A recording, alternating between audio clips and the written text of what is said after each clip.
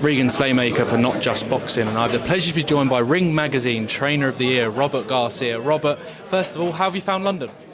It's great. A little cold, a little colder than what we're used to in California, but I'm glad to be here. It's beautiful, beautiful city. Definitely. I want to start with the accolade that you picked up, Trainer of the Year. First of all, how did it feel to pick up that award for the great work that you've done this last year? It was awesome. You know, we have a great team. We have a great team, very dedicated fighters too. So you know, I can't take all the credit by myself. You know, my fighters are dedicated. They train hard, and they work their ass off to make me be where I'm at, and also all my coaches that I have in my gym. I have a beautiful team. I have a great team that if it wasn't for the team that I have, I wouldn't be here with so many fighters. I wouldn't be able to do it.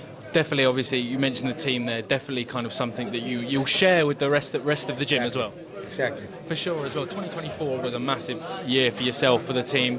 Vergil picking up that great win against Serhii Bohachuk, Jesse Bam Rodriguez. I mean, winning well against everyone. Talk to me. What is it like training Vergil, Bam, and everyone else in the gym as well? Look, that's what I'm saying. You know, we have a team where every fighter is very dedicated. You know, champions like Vergil, like Rayo Valenzuela, like Bam Rodriguez. You know, they come to the gym, and all of our younger fighters, our younger prospects, and some of them might not even be younger because these kids are young, 25. 24, Bam, Rayo, 24, 25. So they're very young too. They're the same age as the rest of the guys. Some guys are even older than them, but just the fact that they see somebody like Vergil training in the gym, you know, gets their focus on what he's doing. Then Bam comes in, and same thing. You know, it's something that pushes the guys and motivates the guys to train as hard or try to be even harder, just to one day be where they're at. Definitely as well. Let's jump to February the 22nd. Right. Vergil has, I mean, one of the best fights on the card against Israil Madrimov. Talk to me. I mean, this is really a fight that has got boxing fans all around the world talking. Look, it's going to be a great card, and it's awesome to be here. It's great what Turki Alishik is doing with the sport of boxing, putting all these big events. It's awesome, you know. Vergil's ready for anybody at 154. He loves to fight. He's ready for anybody. You know, we could have easily taken a voluntary title defense because he had the right to do it, but no, you know. Vergil wants to challenge himself against the best, and that's why we're here. We're going to fight, you know, that's why we're fighting Madrimov, because Madrimov is one of the best. You know, he looks sensational against Crawford.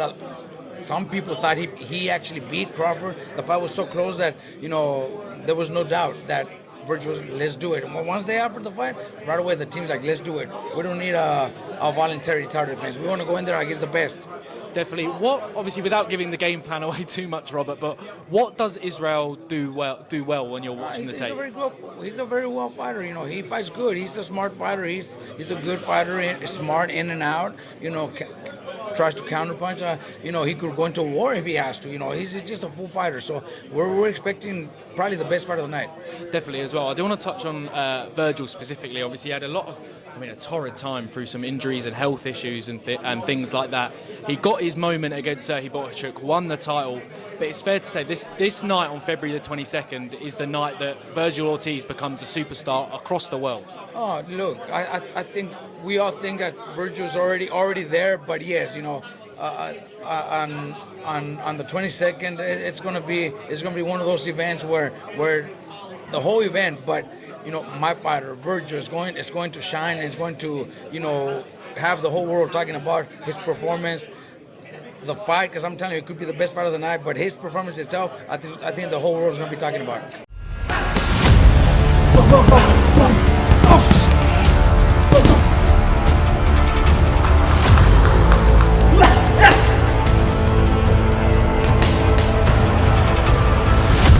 Definitely. And how does it feel to kind of have Vergil back at the top table when at a time with the medical issues, it probably didn't seem like he was going to be back here, obviously, because from what the reports were going around, they were really serious as well. How does it feel as his coach to see Vergil back here? Look, it's awesome, you know, to have, you know, somebody young, somebody that deserves it, somebody that's been doing boxing his whole life, somebody that's focused on the sport, somebody that loves the sport so much. I'm so happy that he was able to come back and now become champion and get into these events, because Yeah, there was a moment where probably the whole boxing world thought maybe that was the end of Vergil's career. But with the right doctors, the right treatments, the right training, sparring partners, everything, he's back, and he's now in line to take over the boxing world. He definitely is. Final two for me, Robert. Obviously on the undercard to Beterbiev Bivol II. What a fight it is. I mean, can I push you for a prediction on the main event? God, it's a difficult question. It's gonna be another one. One of those fights where it's hard to pick the winner. The first fight, honestly, it could have gone either way. It was just so close that it could have gone either way. Some people thought Bivol pulled it off. Others thought Beterbiev. Some people thought it could have been a draw. So I think this fight's gonna be just as good as the first one. So I can't wait. And I'm glad that we're gonna be part of this event. Definitely, and hopefully I can grab a seat next to you, Robert, watching the main event in Saudi Arabia. Final one. We ask everyone who comes on the channel this question, Robert. When all's said and done, what does boxing mean to you? Boxing's our life. I've been doing it since I was 5 years old. My first amateur fight was when I was 5 years old. So wow. My whole life, and now that I'm able to bring fighters, young fighters, talented fighters to become world champions, to sign with the top promoter first, and then bring them into the top 10 rankings, and then become world champion. That's the better feeling than when I was a world champion, honestly. Now with all the fighters that we have and the support we have from everybody, I think that's just the best feeling. Much better than when I was even a champion. Robert, it's been an absolute pleasure. Thank you very much for your time. Best of luck February the 22nd. Thank you. Appreciate it. Thank you very much.